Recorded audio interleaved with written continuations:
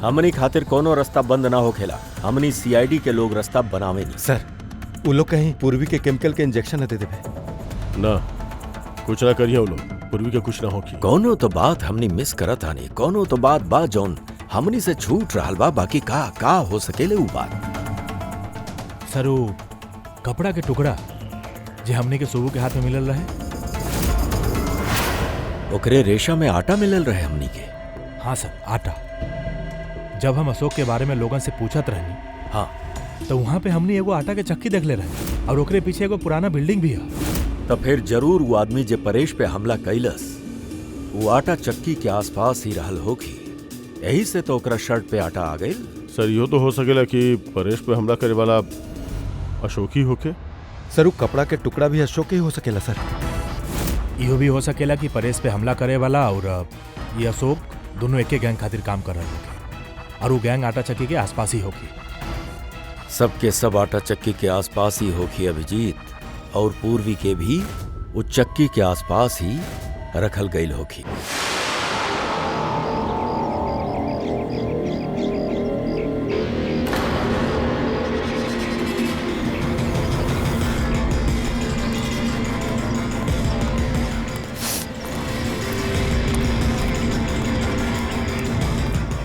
रुको, ये बड़ा तू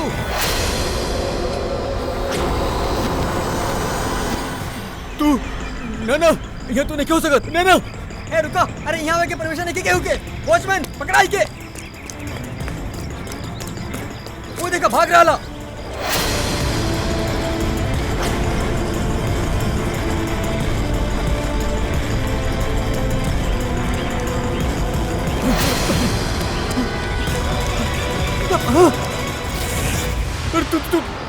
तू यहाँ पे ना तू यहाँ नहीं क्यों सकत ना।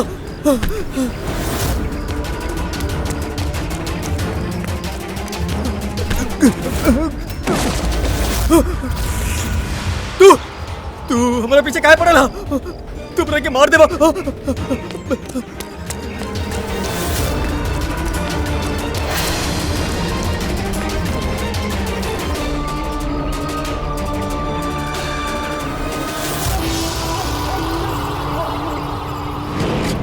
परेश तू कहाँ बाड़ा? हम तुहार मदद कराइल बानी। देखा डरा ना, सामने आवा। हम तोहके ओकरा से बचा ले।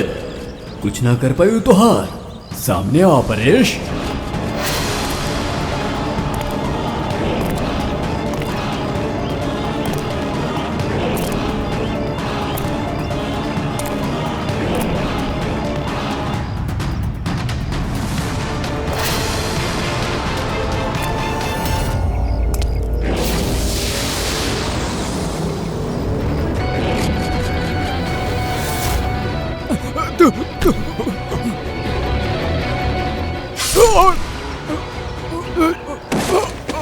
ए, क्या बा वहाँ पे?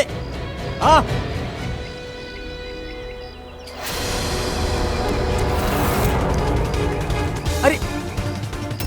अरे काबिल सब। अरे क्या कैलस? बोला बतावा। ठीक बना तू? अरे बताओ क्या कैलस सब? सीनियर इंस्पेक्टर थे।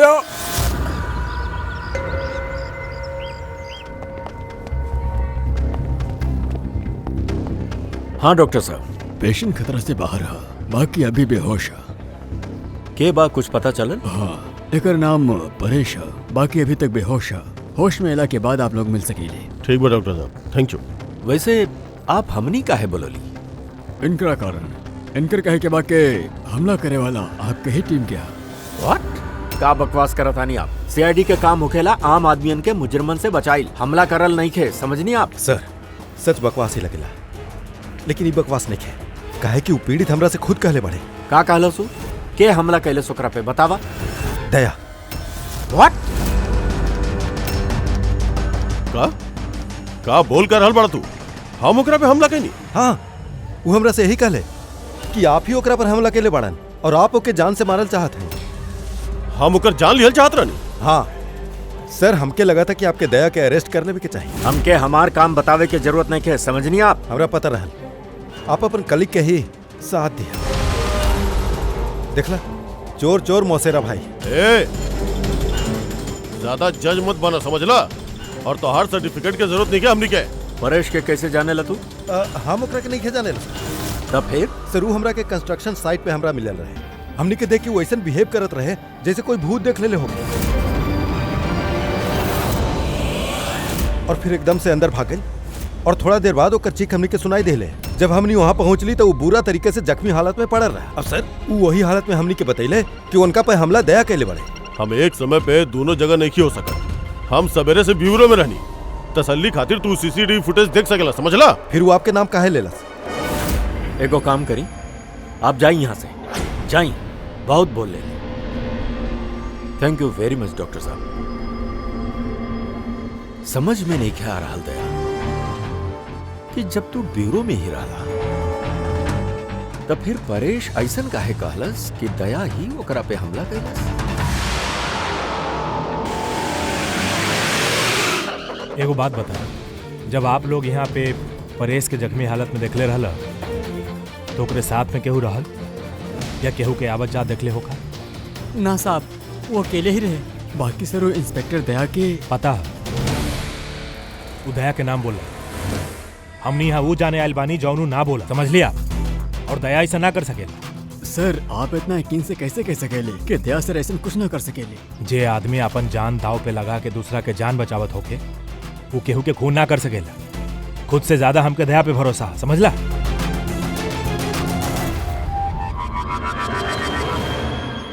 आसपास चेक करल जाए, शायद कोनो सबूत मिल जाए।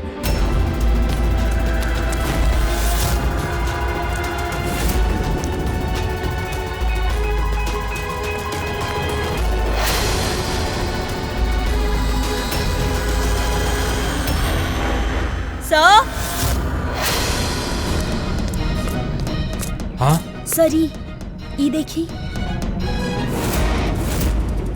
ओह नो, बा कौन ही जिंदा? हेलो एम्बुलेंस, ये मालवानी के पास अंडर कंस्ट्रक्शन बिल्डिंग है, वहाँ पे जल्दी पहुंची। तो लोग जाने लायक रखे। ये तो सुब्बू सर बानी, 2-3 बार फ्लैट देखे आ चुकल बानी। बाकी सर इनके भैल कहा? शायद ऊपर से गिरल बा।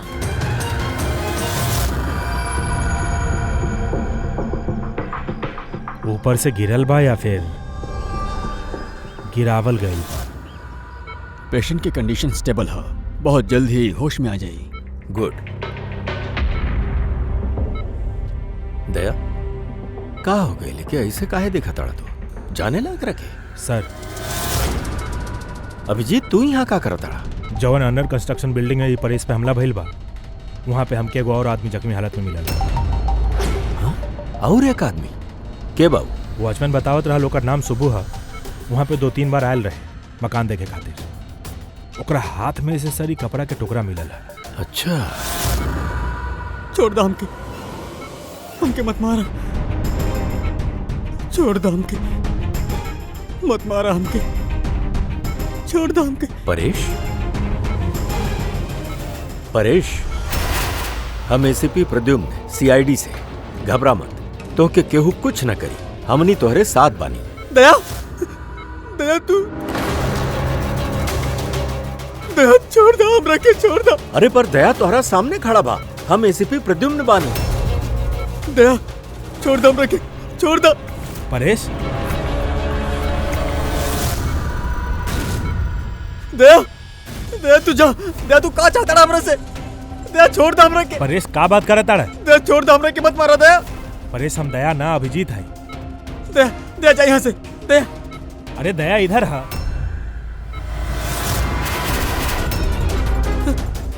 दया छोड़ दो हमरा के छोड़ दे दया, मत मारा। परेश इधर देखा, हमने पहले मिल चुकल बानी, तू जाने दया, हमरा के। छोड़ दो हमरा के, हमके मत मारा। परेश, तू सब दया मारा, परेश, तू सब दया मारा। डॉक्टर, डॉक्टर, हमके मत मारा, हमके मत मारा। डॉक्टर साहब, छोड़ दो हमरा के, हम कहता नहीं, छोड़ दो। परेश देखिए ना का भइल एकरा। शांत दया, हो। दया, का भइल एकरा? दया छोड़ दो हमरा के। एक मिनट, परेश, एक दया, मिनट, सब दया कुछ छोड़ दो ना हमरा करा के। के। एक मिनट, छोड़ दो, आराम से। छोड़ दो, छोड़ दो।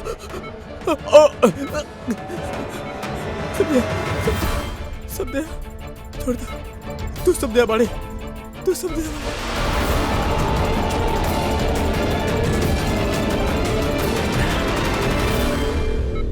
ये चक्कर बाड़े का। एकरा हर केहू के चेहरा पे हमरे चेहरा नजर आवा था। हाँ वह था। यही से जब वो आर्किटेक्ट के ओकरा असिस्टेंट के वॉचमैन देखलस तो ऐसन बर्ताव करे लागल जैसे कि भूत देखले होगे। और ओकरा दिमाग के भूत दया तू बाड़ा तू।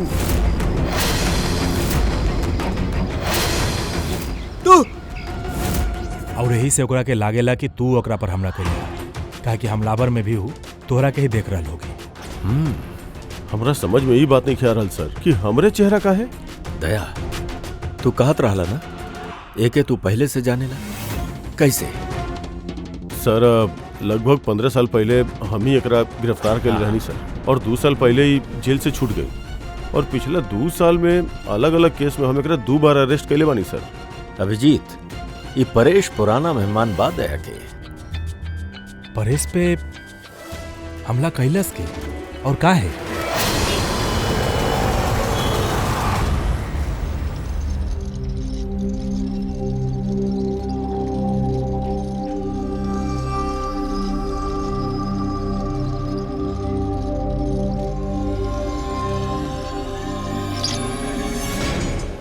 अरे मैडम तेरे ध्यान से। किरण कौन किरण? हम कोनो किरण नहीं खे।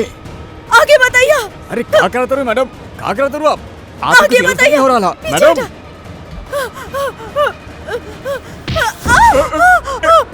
अरे मैडम आप ठीक बाड़ू ना? किरण किरण जा यहाँ से। किरण? निकले यहाँ से। जा आगे बताइए। आगे बताइए।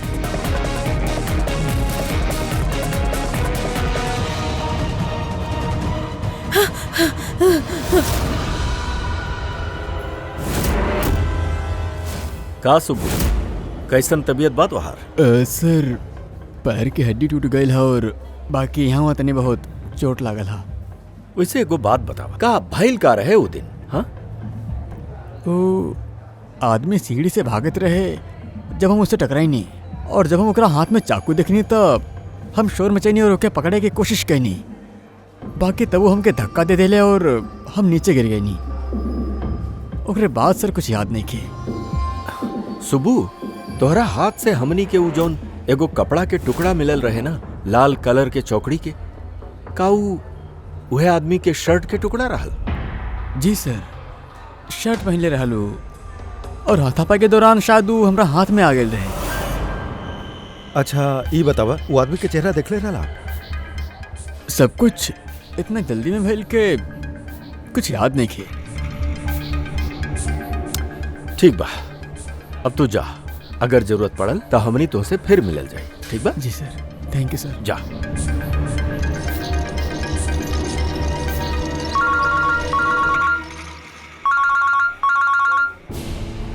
हाँ दया, का कहाँ पे? अच्छा ठीक बा, हम अभिजीत और पूर्वी के भेजे तानी। हाँ हाँ अभी अभी। हाँ का भेल सर? दया बतावत रहल कि कोनो सुपर मार्केट में एगो औरत आसपास के सब लोगन पर हमला करत रहल और हर एक के किरण किरण किरण नाम से पुकारत रहे। देखिए मैडम, आप हमनी सीआईडी से बानी, आपके मदद करे खातिर आयल बानी। ठीक है, ई चाकू हमरा के दे दे। तू भी किरण बड़ा। देखिए मैडम, हम किरण ना बानी, हम इंस्पेक्टर अभिजीत बानी। हम तारा के भी जान से मार डालब। हम ना छोड़ब। आप प्लीज चाकू रख दी। तू भी किरण बड़ा, हम बोला तारे। छोड़ी। पूर्वी सर का भाई? सॉरी। ओह नो, अरे कहाँ गई? ये औरत गिर कैसे गई? का भाई? हाँ एक्सक्यूज मी, हटी पीछे हटी तानी, 1 मिनट पीछे आए। भाईल का एक रखी मैडम? सुनी का भाईल इनके? मैडम, सर सरिता मर चुकल बाड़ी। का? एकर शरीर में टेट्राकोटॉक्सिन या ब्र्यूरारे नाम के जहर इंजेक्ट कइल गयल रहे, जौना के एक बूंद भी जानलेवा हो सकेला। बाकी इस जहर तो हमनी के देश में आसानी से ना मिलेला ना। खाली ओकरा के ही मिलला जे बड़ा रिसर्च कर रहल हो। वो भागदर में केहू तो पॉइजन एकरा में इंजेक्ट कर देला। पंकज एगो काम करा, ये हादसा के समय जोन सीसीटीवी फुटेज बा ना ओके अच्छा से चेक करा। खूनी के तस्वीर उहे में मिली। सर और सरी परेश की का ओकरा हर जगह हम ही काहे दिखेनी? सालुंके साहब हमके तक केमिकल के बहुत बड़ गड़बड़ी लागता। सही कहता रहा फ्रेडी। बॉस इस सच में कोनो खास केमिकल के वजह से है। कहा कि हमरा के एकरा और परेश के दिमाग में एगो अलग किस्म के केमिकल मिलला। तोहार कहे के मतलब है कि यही केमिकल के वजह से ये दोनों के बर्ताव एक जैसन और एक के चेहरा ये दोनों के दिखेला। हाँ बॉस, और हम ही केमिकल के और डिटेल में समझे के कोशिश कर रहा था। मतलब जब तक ये परेश के दिमाग पे ये केमिकल के असर रही हमके कोनो जवाब न मिली। और अभिजीत, ई कपड़ा के टुकड़ा जौन आप हमनी के देले रहनी, एमे से भी हमनी के कुछ मिलल बा। कमाल है तारिका जी, आज तक फॉरेंसिक में एक के बाद एक सबूतन के खजाना हाथ लग गई। का मिलल का आपके? ई कॉटन के कपड़ा बा और एकर रेशा में आटा के कुछ ट्रेसेस मिलल बा। आटा? हम्म, खाली आटा? खाली आटा। हाँ वाकई खजाना तो हाथ लागल है। आटा। सर हाँ सर ये फोटोग्राफ है सर। ये जितना भी लोग है ओकरा में से केहू भी इनके पॉइजन के इंजेक्शन दिले बड़े सर। अब और एगो काम करा, ये जितना सब लोग बाड़े ना इस सब कर मूवमेंट ट्रैक करा। शॉपिंग मॉल में खून होखला से पहले ये लोग कहाँ रहल, कहाँ से आइल, का करत रहले, और खून होखला के बाद ये भी देखा कि ये लोग कहाँ गए। ओके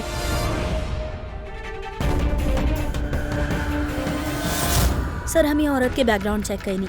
एकर नाम शिप्रा बा। ये एगो हाउस वाइफ रहली। सर परेश तो फिर भी एगो मुजरिम बा, ओकर कईयो दुश्मन हो सकेला। बाकी एकर केहू से का दुश्मनी हो सकेला? वजह तो कुछ भी हो सकेला पूर्वी।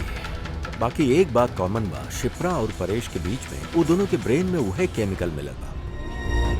ता वो दोनों के दुश्मन भी एकते हो सके। ये किरण के बारे में का पता चला? सर किरण शिप्रा के पति रहल ओह और 2 साल पहले ओकर मौत हो चुकल रहे। सर किरण शिप्रा के काफी मारत पीटत भी रहल। कोनो न कोनो बात रहल परेश और शिप्रा के बीच में, कोनो कॉमन बात जौना के वजह से ई दोनों वो खूनी के निशाना पे आ गए। का हो सकेले वो कॉमन बात? का हो सकेले? सर हम परेश के पड़ोस में पिछला 5 साल से रहनी।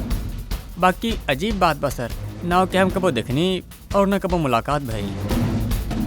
और क्यों नहीं है परिवार में होकर?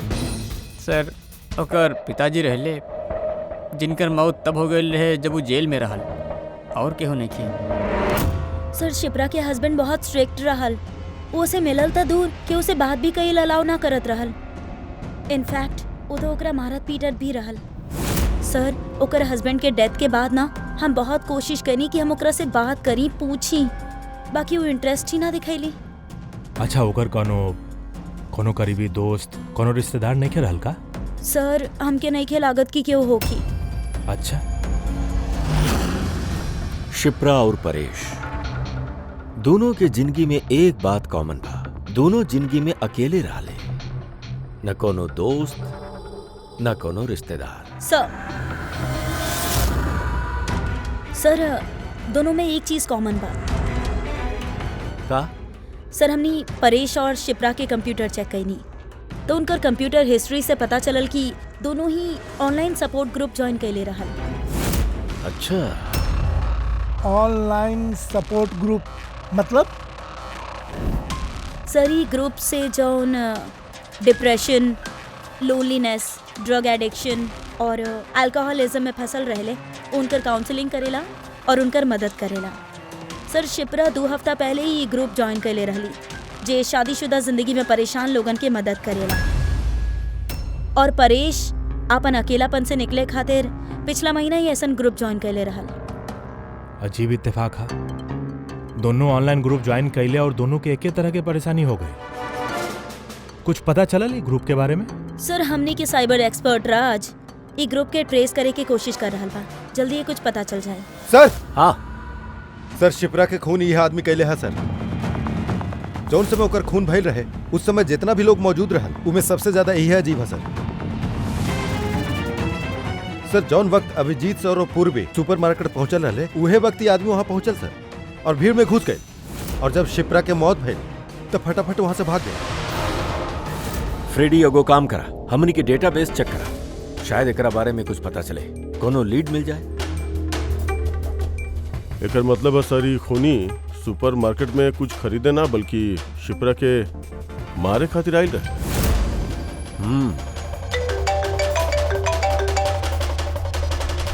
हाँ राज, ओके ठीक बा, तू हमरा के एड्रेस SMS करता। Thank you sir. Cyber expert Raj के फोन रहल, ओकर कहना बाकी ई दोनों ग्रुप एक ही IP एड्रेस से बनावल गए रहे।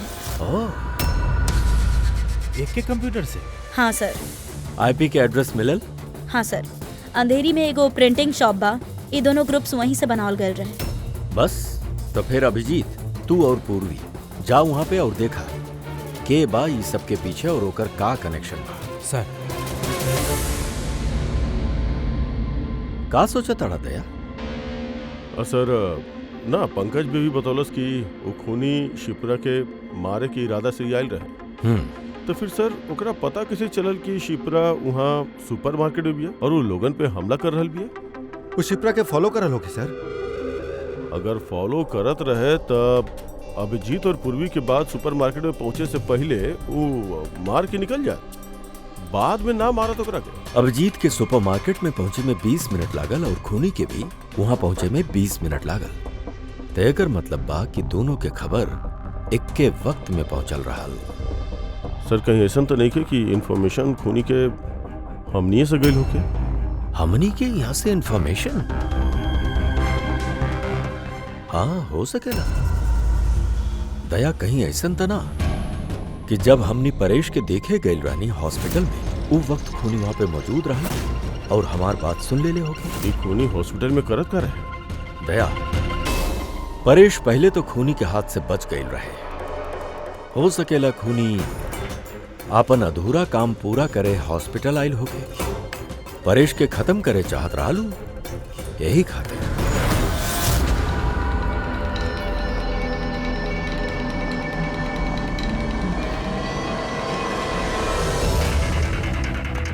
डॉक्टर साहब, का आप ये आदमी के देखनी है?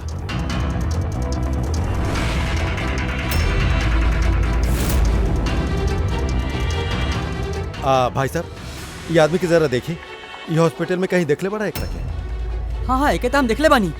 कहाँ देखले बड़ा? वहाँ वेटिंग रूम में। अब यहाँ के वाइल रहेगा? ना सर, यहाँ क्यों ना आयल रहे। ठीक है। हाँ दया सर, परेश तो ठीक बा, बाकी वो खूनी अभी तक दिखल ना।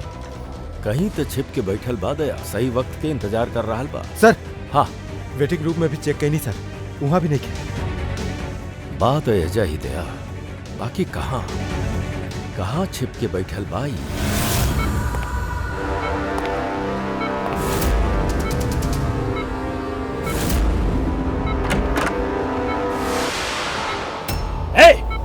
रुक!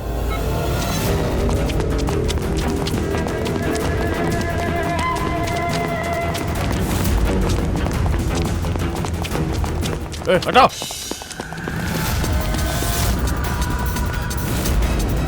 कहाँ भाग के जेबा? रुक! रुक!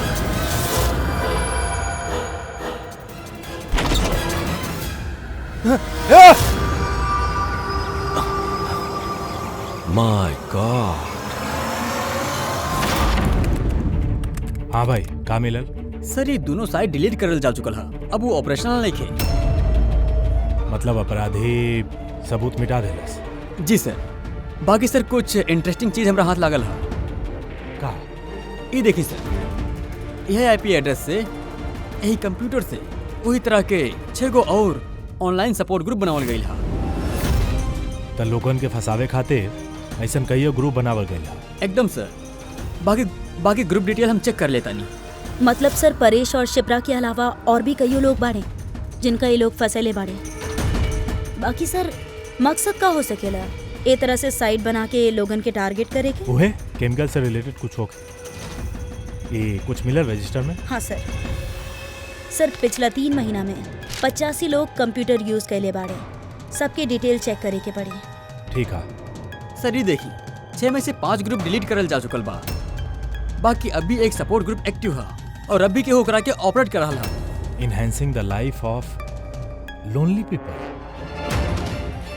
मतलब साफ है ग्रुप बनावल जाला, अकेला लोगन के फंसावल जाला, बाद में ग्रुप डिलीट, तब उनके एगो और शिकार के जरूरत है। एगो आइडिया है पूरा। कुछ पता चलल ई आदमी के बारे में? फिलहाल तो कुछ नहीं खे। वॉलेट के अलावा एकरा पास कुछो ना मिलल, मोबाइल फोन तक नहीं खे। तो हमनी के पास कोनो सुराग नहीं है? दया, ये केस जितना सिंपल दिखा था उतना नहीं खे। बहुत बड़ षड्यंत्र बाई, कईयो लोग एमे इन्वॉल्व बाड़े। ई तई खेल के मोहरा लगता सर, वो भाड़ा के। और ये केस के मास्टरमाइंड अब भी आजाद घूम रहा बा, अपन नया शिकार के तलाश में होगी। जल्दी से जल्दी ढूंढे के पड़ी सर ओकरा। हाँ पंकज, आराम से, बस एजा खड़ा हो जा। ये का बा सालूम के? सर आप ही कौन से खेल खेल रहल बानी पंकज के साथ? ना ना ना, कोनो खेल नहीं खे। बॉस हम बतैले रहनी ना, ये केस बहुत ही पेचीदा है, बहुत ही कॉम्प्लेक्स है। याद है ना, हम बतैले रहनी वो परेश के और उस शिप्रा के दिमाग में हमरा एगो अलग तरीका के केमिकल मिलल। हाँ, हम वो केमिकल के रिप्लिकेट कैनी और ओकरा के पंकज के शरीर में इंजेक्ट कर देनी। अरे तू पागल हो गई बड़ा का? अगर एके कुछ हो गई था? अरे कुछ ना हो कि यार, बिलीव मी, हम पागल बनी का?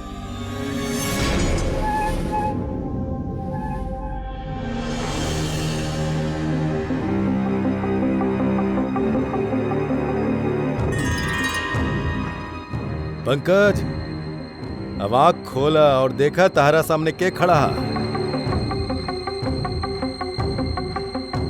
ये तो फ्रेडी सर बड़े। ग्रेट, फ्रेडी सर बड़े ना। अभी तरफ देखा पंकज, के खड़ा बा?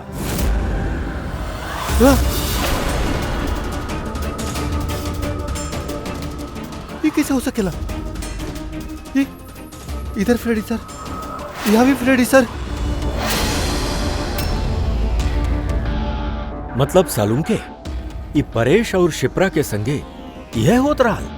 सर, ये फ्रेडी सर। बस बस, पट्टी लगा ला, बस। तो देखला बॉस, एकरा फ्रेगोली सिंड्रोम कहल जाला। इस सिंड्रोम में इंसान के एक के चेहरा हर जगह दिखेला। वो इंसान के चेहरा जेकरा के या तो उस सबसे ज्यादा नफरत करेला या जैसे सबसे ज्यादा डरेला। पंकज, हमसे इतना नफरत करेला तू? अरे सर, आपसे नफरत थोड़ी नहीं करे नहीं सर, हम आपसे तो हम डरे नहीं।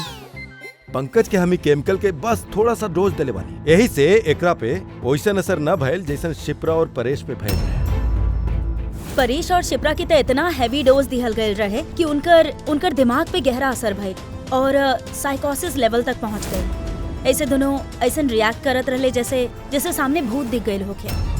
तो एकर मतलब जैसे जैसे परेश के दिमाग से केमिकल के असर कम होगी, नॉर्मल हो जाए और हमने क्या अपराधी तक पहुंचे के जरिया मिल जाए। हो सकेला, बाकी दावा ना कर सकेनी। और हाँ,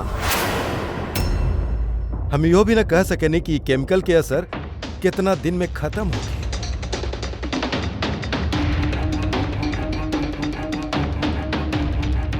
अगर हमनी परेश के ठीक होके के इंतजार करल जाए तो बहुत देर हो जाए। हमनी के कोनो और तरीका ढूंढे के होगी, कोनो और तरीका। हाँ पूर्वी सर, हम वो ऑनलाइन ग्रुप पर रजिस्टर कर लेनी और डिटेल्स भी एकदम परेश और शिप्रा के जैसन देले बानी। नो फ्रेंड्स, नो फैमिली, एकदम अकेला। वो लोगन के ऐसा नहीं, लोगन के तलाश है। ये तोहार ट्रैकर, इसे पता चलत रहे तोहर मूवमेंट के बारे में, और ये तोहार कैमरा। हमनी के पास ये वॉलेट बसर वो आदमी के पहचान और असलियत जाने खातिर थी, और ये कुछ चीज मिलल बसर साथ में। पेट्रोल पंप के बिल, ई होटल के मास बुक, खरीदल मैच बॉक्स, ई नंबर के करवा, ई सेल फोन लगेला का? सर हमने पेट्रोल पंप पे गए रहे, वहाँ से पता चला सर ये आदमी महीने में 2-3 बार वहाँ आवेला।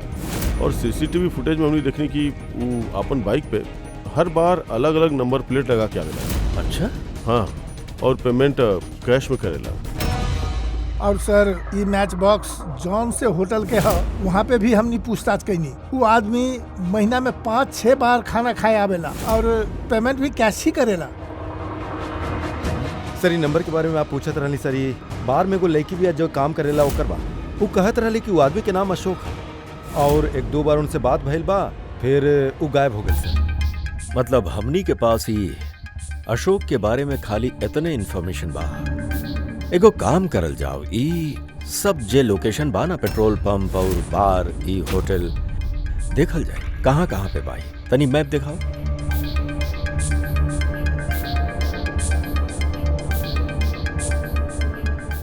यू जगह बा जहाँ पे वो पेट्रोल पंप बा। सर यहाँ पे बार है वो सर। और सर ये होटल है। बार, ई होटल, पेट्रोल पंप। दया सर ऐसा नहीं खेला जाता कि ये सबके सब लोकेशन 1 किलोमीटर के दायरा में बा यहाँ से।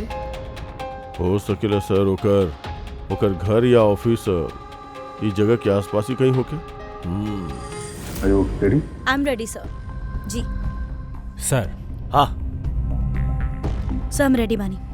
अरे वाह, बड़ा अच्छा गेटअप बा। एकरे घर के का कैला? सर पूर्वी के खातिर भाड़ा पे 1 हफ्ता खातिर घर ले ले बानी। आई मीन अल्पा खातिर। अल्पा ठीक बा, गुड। बाकी पूर्वी चौकन्ना रहिया। वो लोग के पहला कदम का होगी हमनी के पता नहीं है। या sir. Good luck. Thank you sir. अब एगो काम करल जाओ, ई 1 किलोमीटर के दायरा में ई अशोक के फोटोग्राफ दिखावल जाए, सबके दिखावल जाए। शायद कोनो निकले जे एकरा के जानत होके।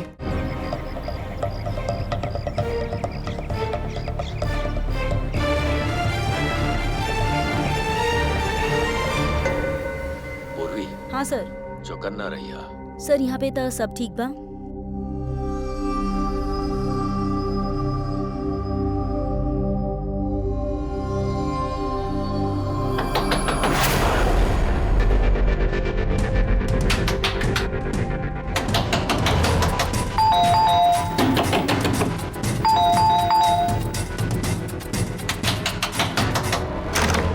जी कहीं हमरा पीछे ना कुछ गुंडा पड़ल बाड़े, हम अंदर आ सके नहीं प्लीज? 1 मिनट। हाँ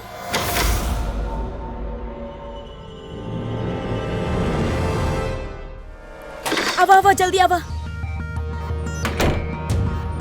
कब भइल का तरह के? अरे ईता आदिति बिया, शिप्रा के पड़ोसन। ओ एक्चुअली हमारे पीछे कुछ गुंडा पड़ गए रहले, हमके समझ ना आवत रहे, इसे हम आपके घर आ गए नहीं। खैर कोनो बात ना। थैंक यू मिस अल्पा। और तू अदिति, बैठ जा। आप प्लीज हमरा के 1 गिलास पानी दे प्लीज। अभी लावता नहीं।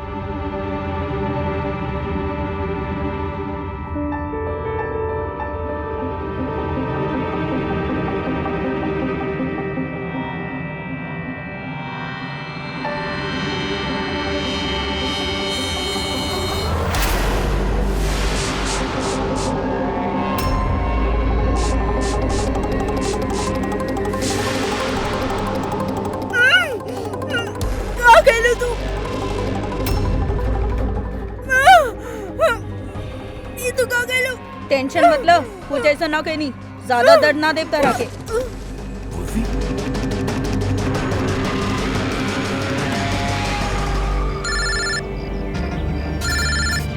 हाँ सर।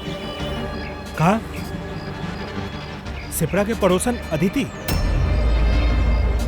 सर हम फौरन वहाँ पहुँच रहे बानी। नहीं के सर, अब अभी अशोक के पता नहीं के चला।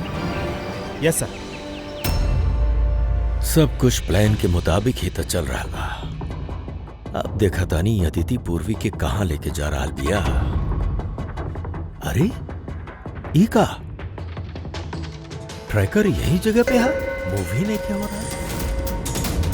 कहीं ऐसा तो ना वो लोग उनके ट्रैकर के बारे में पता चल गए होके, निकाल के फेंक देले होके। माय गॉड, अब हमने पहुंचल कैसे जाई सब तक?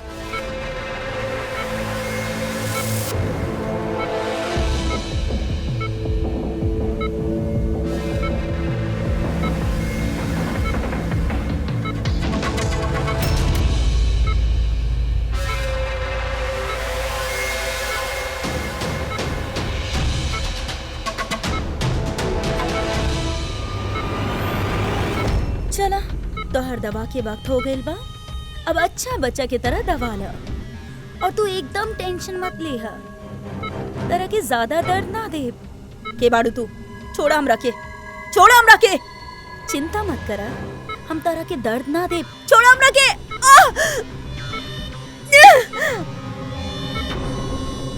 हम तोरा के मना कर ले रहनी ना कि कुछ दिन तक हमने नया लोगन के ना लेके आई, काहे कि सीआईडी के लोग हमने के पागलन की तरह ढूंढा ताड़े। हमने के कोनो भी लापरवाही हमने के बहुत महंगा पड़ सकेला। सर अदिति के घर बंद रहे, दरवाजा तोड़ के हमने अंदर भी घुसनी, बाकी कुछ हाथ ना लागल सर। वो अशोक के भी पता नहीं के चल रहा है। सर ऐसा लगता हमने खातिर सब रास्ता बंद हो गई। नइखे फ्रेडी, हमनी खातिर कोनो रास्ता बंद ना होखेला। हमनी सीआईडी के लोग रास्ता बनावे नहीं। सर वो लोग कहीं पूर्वी के केमिकल के इंजेक्शन न दे देवे। ना कुछ ना करिए वो लोग, पूर्वी के कुछ ना होगी। कोनो तो बात हमनी मिस करत आनी, कोनो तो बात बा जौन हमनी से छूट रहल बा, बाकी का हो सकेले उ बात। सर वो कपड़ा के टुकड़ा जे हमने के सोबू के हाथ में मिलल रहे, ओकरे रेशा में आटा मिलल रहे हमनी के। हाँ सर आटा। जब हम अशोक के बारे में लोगन से पूछत रहनी, हाँ, तो वहाँ पे हमने एगो आटा के चक्की देख ले रहे और ओकरे पीछे एगो पुराना बिल्डिंग भी है।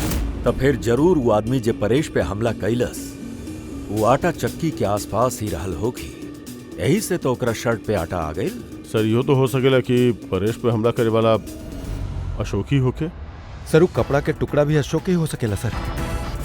इहो भी हो सकेला कि परेश पे हमला करे वाला और ये अशोक दोनों एक गैंग खातिर काम कर रहे होंगे और वो गैंग आटा चक्की के आसपास ही होगी। सबके सब आटा चक्की के आसपास ही होगी अभिजीत, और पूर्वी के भी उस चक्की के आसपास ही रखल गई होगी।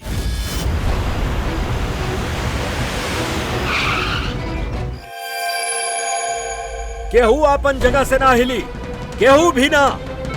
पूर्वी कहां बिया? अदिति, पूर्वी कहां बिया?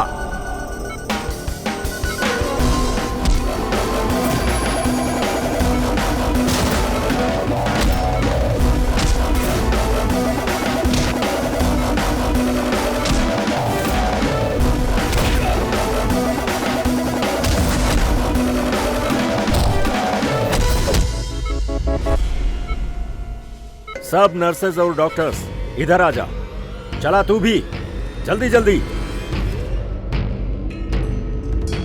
डॉक्टर अदिति, पूर्वी कहां बिया? पूर्वी कहां बिया?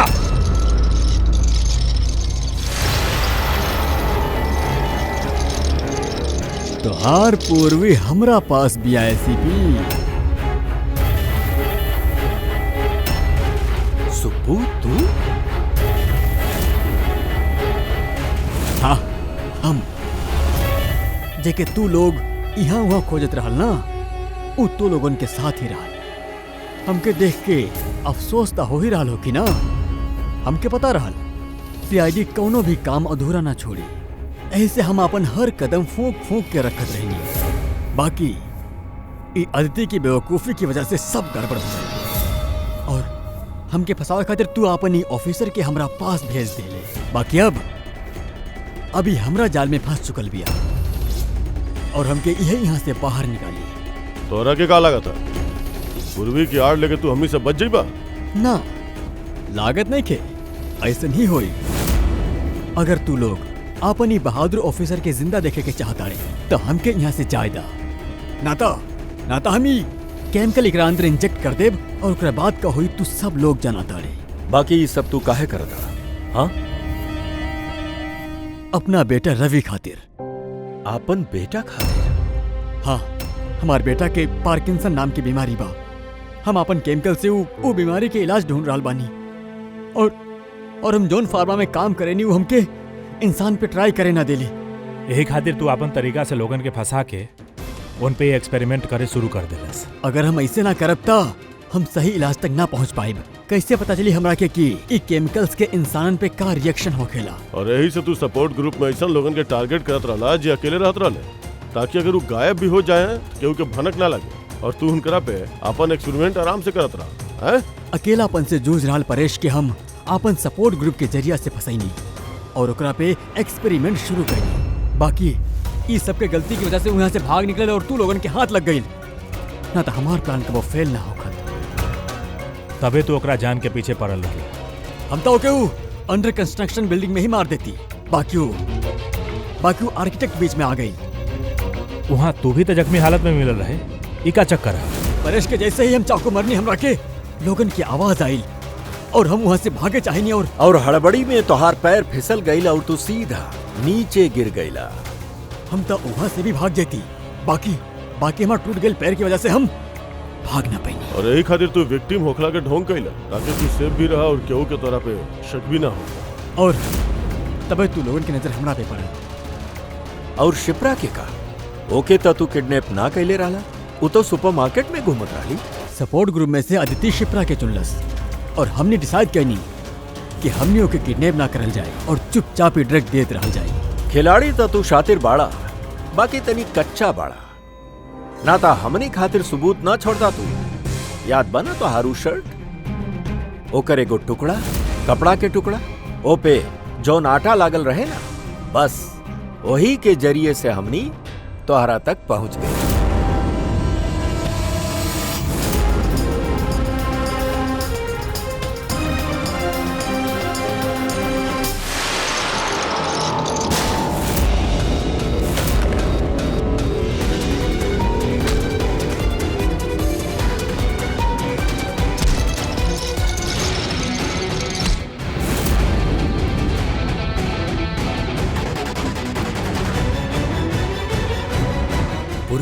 पूर्वी तू ठीक बाड़ू? हाँ संभाला। ई का कैला तो सुब्बू? कबो सोचला तू? हाँ आपन बेटा के बचावे खातिर तू ना जाने कितना लोगन के जान दांव पे लगा देला और ही नहीं सोचला ना कि सही का बा गलत का बा। तोहार बेटा के ता हमनी अच्छा से अच्छा ट्रीटमेंट दिलवाई, बाकी तोहरा के जेल के सलाखन के पीछे पहुंचा दे। शायद फांसी के ऑर्डर भी आ जाए तब तक।